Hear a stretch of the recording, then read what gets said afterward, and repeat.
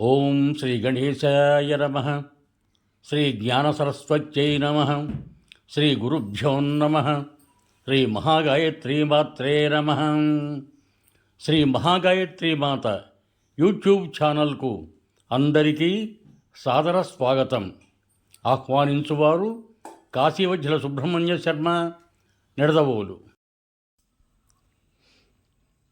భగవాన్ శ్రీ రమణులు మాతృశ్రీ అళగమ్మ ప్రథమ భాగము.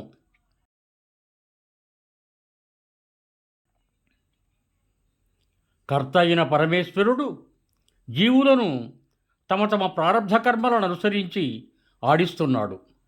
ఏది జరగవలసి ఉందో అది ఎవరెంత అడ్డుపడినా జరిగే తీరుతుంది.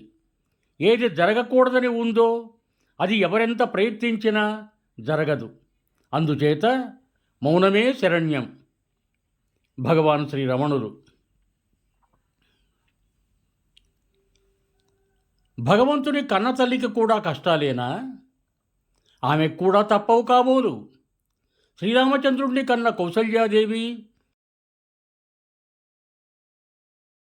శ్రీకృష్ణ పరమాత్మను కన్న దేవకీదేవి, బుద్ధ భగవానుండి కన్న మాయాదేవి, వీరందరూ పడిన కష్టాలు జగద్విదితమే.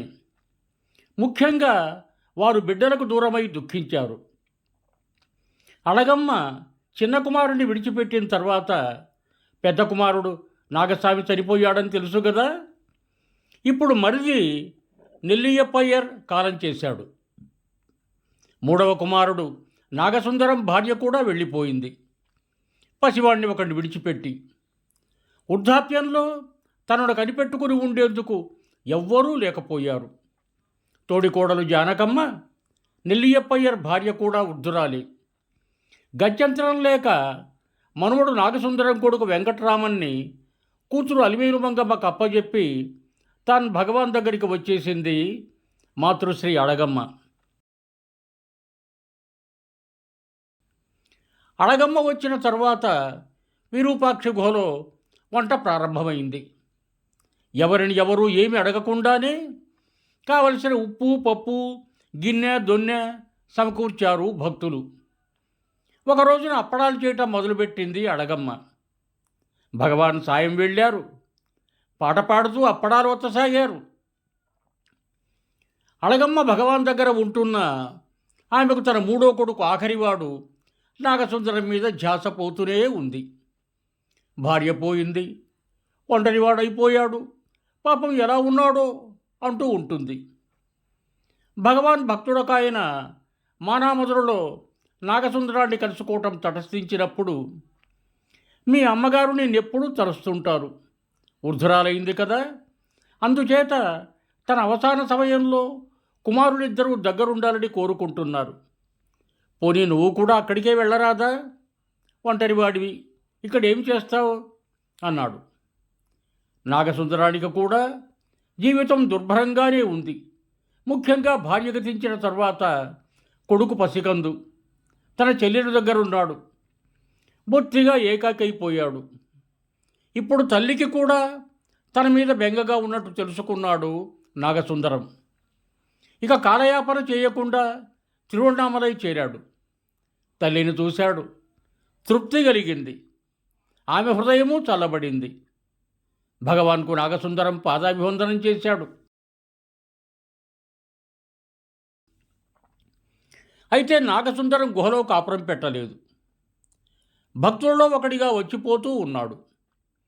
ఊళ్ళో ఒక సత్రంలో మకాం, తిండి కూడా అక్కడే కొన్నాళ్ల పాటు.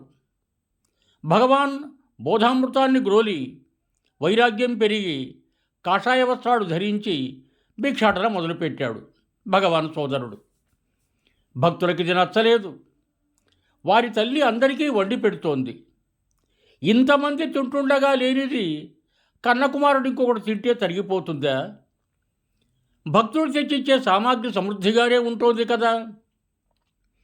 ఇలా తమలో తాము అనుకొని నాగసుందరాన్ని నిర్బంధించారు భక్తులు గుహలోనే ఉంటుండమని, అక్కడే తింటుండమని. ఇక నాగసుందరానికి ఒప్పుకోక తప్పలేదు.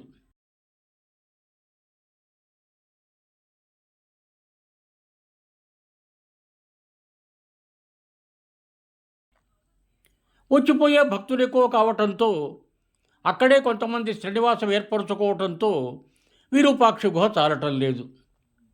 ఈ సమస్యకు పరిష్కారాన్ని ఆలోచిస్తుండగా భగవాన్ పరిచారకుల్లో ఒకడైన కందస్వామి విరూపాక్ష గుహకు బాగా ఎగువన ఒక సంవత్సరం దాని దాపునే ఒక చిన్న జలపాతం ఉండటం చూశాడు. చూసి ఊరుకోలేదు. అక్కడ ఒక ఇల్లు కట్టాడు. అందులో 2 గదులు, ఒక వంట ఇల్లు ఉన్నాయి. ముంగిట నీడనిచ్చే ఒక మహావృక్షం ఉంది. గొప్పగా తయారైంది మొత్తం మీద. దీనికి స్కంధాశ్రమం అని పేరు పెట్టారు. ఈ పేరు పెట్టడానికి కూడా 2 కారణాలున్నాయి. ఒకటి, భగవాన్ స్కంధుడి అంటే కుమారస్వామి అవతారం కాబట్టి, ఇతరులు కొంత సహాయం చేసిన కందస్వామి, సంస్కృతంలో స్కంధస్వామి, ఎనలేని శ్రమ కోర్చి ఈ ఆశ్రమాన్ని నిర్మించాడు కాబట్టి స్కంధాశ్రమం అని పేరు పెట్టబడింది. భగవాన్ మకాం విరూపాక్ష గుహ నుండి స్కంధాశ్రమానికి మారింది. భగవాన్తో పాటు భక్త బృందమంతా కూడా చేరిందక్కడికి. విరూపాక్ష గుహ ఖాళీ అయిపోయింది.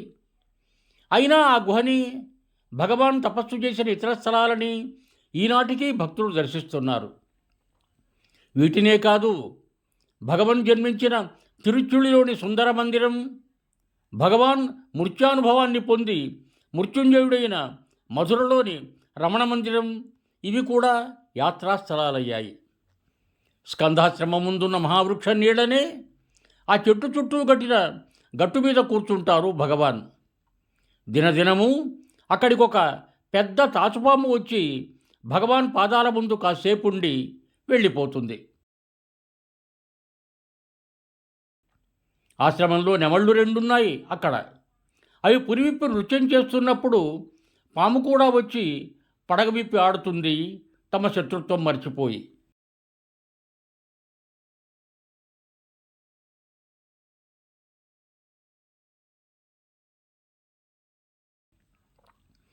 బాలకృష్ణుడు యశోదకు ఎన్నో నిదర్శనాలు చూపాడు.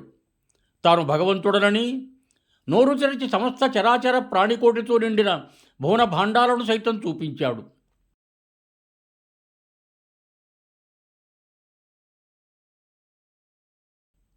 తన బాలుడు భగవంతుడేనని తాత్కాలికంగా నమ్మినా మళ్ళీ వెంటనే మాయకు లోబడి తన బిడ్డగానే భావించేది యశోద.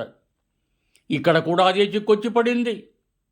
భగవాన్ ఒకసారి జ్యోతిరూపంగా దర్శనమిచ్చారు తల్లి అడగమ్మకి. మరొకసారి మెడనిండా పాములతో నాగభూషణుడిగా దర్శనమిచ్చారు. అప్పటికి మాత్రం తన కుమారుడు భగవంతుడనే అనుకున్నది. కానీ ఆ తరువాత మామూలే. వాడు నా కొడుకు, నేను వాడి తల్లిని. భగవాన్ని 9 మాసాలు మోసి కన్నది అడగమ్మ. కానీ భగవాన్కి అందరిలాగే ఆమె కూడా ఒక బిడ్డ. అందరి మీద చూపే అనురాగమే కానీ ఆధిక్యత ఏమీ చూపరు. ఆమె బాధపడుతుంది. పడితే పడని అంటారు భగవాన్. ఆమె ఏడుస్తుంది. ఎంత ఏడిస్తే అంత మంచిది అంటారు భగవాన్. అందరినీ అంత ప్రేమగా చూచే నా కొడుక్కి నా మీదెందుకో అంత కక్ష అనుకుంటుంది మనస్సులో అడగమ్మ. సశేషం యువం భూయాత్. సర్వే జనా సుఖినో భవంతు. ధన్యవాదములు. మీకు నా ఈ వీడియో నచ్చినట్టయితే దయచేసి ఒక లైక్ కొట్టి మీ బంధుమిత్రులకు కూడా నా ఈ ఛానల్ను షేర్ చేయగలరు. అదేవిధంగా నా ఛానల్ శ్రీ మహాగాయత్రీ మాత యూట్యూబ్ ఛానల్ను సబ్స్క్రైబ్ చేయ ప్రార్థన. మరొక్క మారు ధన్యవాదములతో భవదీయుడు కాశీవజ్ర సుబ్రహ్మణ్య శర్మ, నిడదవోలు, తూర్పుగోదావరి జిల్లా.